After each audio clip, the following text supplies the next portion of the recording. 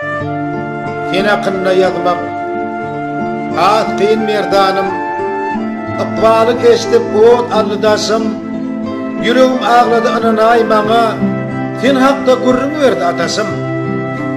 Görsene ıkbalın tertegersini, özünden kalmadı bir cezürüye adam, saylanardın doğunluğundan ayratayın, kakı geçen ömür çeken peri adam. Yadılana kahil kakan hommadam, yaktılık yok senden geliyale giyce, oturdu da seni yadlaya, günlü göz yaş bilen ayşe gelece.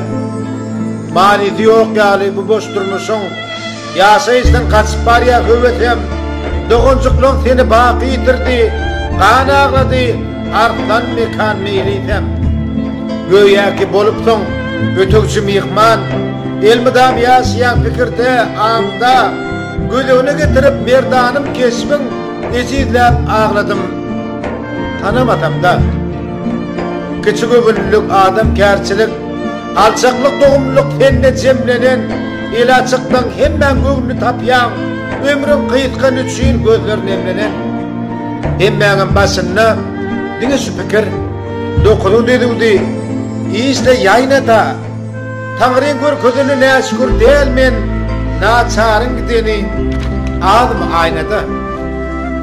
Korkmadın birisinin başına varsan, doğumlu darardın, bolya diyerdin, ödümü alırdın, tüyüllün candan, kıtmatın sumutun merdan.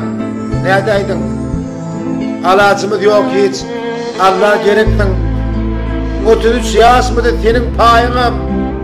Yıl meriken günü mehriban dostum, gidiverdi senin nığmat dayınım. Sen ölümün hakta doğrusunu aytsam, yazmağı ananay, baran ok elim, göz yaşları bilen yasam oğullu, eller oğlum bilen gülayalep gelin.